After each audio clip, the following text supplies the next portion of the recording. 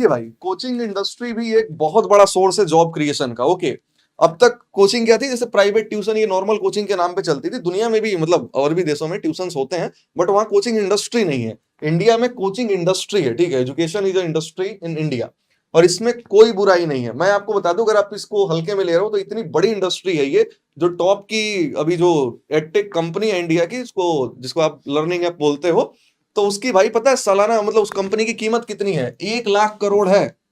100,000 करोड़, ठीक है। 1 लाख करोड़ की कंपनी है एक कंपनी। तो आप देख सकते हो कितनी बड़ी इंडस्ट्री है भाई। ओके, $1 बिलियन इंडस्ट्री है कोचिंग इंडस्ट्री। तो इसमें क्या है कि कोचिंग इंडस्ट्री भी बढ़िया फील्ड है। यहाँ पे कि अगर आप एमएससी के बाद भी चाहते हो आप इंडिपेंडेंट हो जाओ, आपको पढ़ाना पसंद है, पहली बात तो आपको पढ़ाना पसंद होना चाहिए। ओके, तब आप बिल्कुल इस फील्ड में आ सकते हो। सब कुछ है यहाँ पे, आपको सम्मान मिलेगा, आप पैसे भी कमाओगे। हाँ ये है, आपको कंटेंट बढ़िया देना पड़ेगा, आपको आपके पास टीचिंग एक स्किल होना चाहिए। अगर आप एमएससी में हो, अगर आपने 4 से 5 टॉपिक भी अगर आपने बढ़िया से सीख रखे हैं, तो आप जीवन में कभी बेरोजगार नहीं रहोगे।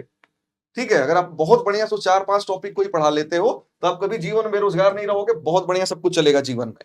तो इसलिए टीचिंग क्या है, एक स्किल है। हो सकता है मतलब आपको टाइम लगे डेवलप करने में। ओके, अगर आपके पास टीचिंग का स्किल है तो आपके लिए बहुत सारे प्लेटफॉर्म है। आप जेई को पढ़ा सकते हो, नीट को पढ़ा सकते हो, जैम को पढ़ा सकते हो, नेट को पढ़ा सकते हो, गेट को पढ़ा सकते हो। ओके, और एक नहीं बहुत सारे इंस्टीट्यूट हैं। ओके, अगर आपके पास टैलेंट है, आप किसी भी इंस्टीट्यूट में जाके बोलोगे कि मैं आपके यहाँ पढ़ाना चाहता हूँ, मैं बढ़िया से पढ़ाऊंगा, तो वो आपको पढ़ाने का मौका जरूर देंगे। ओके, और तो अभी इसके तो साथ साथ इसमें सबसे ज्यादा जरूरी है अपने टॉपिक क्लियर क्लियर करना। और अच्छा, अगर आपका पैशन हो टीचिंग लाइन में आप तभी आना, नहीं तो फ्रस्ट्रेट हो जाओगे। अगर फ्रस्ट्रेट हो आपका जाओगे। पैशन नहीं है, आपने सोच नहीं रखा कि आपने कुछ और सोच रखा है कि इतने साल हम पढ़ा लेते हैं फिर कुछ और करेंगे, तो एक पैसे का माया जाल जो है उससे बाहर नहीं निकल पाओगे। ठीक है, हाँ तो आप जो है हमेशा कोशिश करना कि जो अगर आपका लाइफ का उद्देश्य ही हो टीचिंग, तभी इस इंडस्ट्री में आना, नहीं तो और फिर मत हाँ, आना। और ये नहीं कि आपको सब कुछ पढ़ाना। मैं आपको एक एग्जांपल देता हूँ। जब हम आईआईटी से निकले थे, तो हमें पढ़ाना था कि भाई कहीं भी पढ़ाना है, मतलब इंडिपेंडेंट होना है। फाइनेंशियली प्राइमरी मुद्दा तो ये था, इंडिपेंडेंट होना है, पढ़ाना है कहीं। और हमने टॉपिक्स पढ़ रखे थे, हम पढ़ाने के लिए तैयार थे। ठीक है, तो हम पहले कोटा गए, तो कोटा में मान ली बढ़िया कोचिंग में हमारा सिलेक्शन हुआ था। लेकिन वहां पे क्या था, रिक्रूटमेंट में, जैसे हम मई में गए थे, मई में हमारा सिलेक्शन हुआ था पूरा रिटन टेस्ट इंटरव्यू के बाद। उसके बाद जो था, हमारी जो जॉब शुरू होने वाली थी वो अगस्त से शुरू होने वाली थी, मतलब जुलाई लास्ट, अगस्त के फर्स्ट वीक में।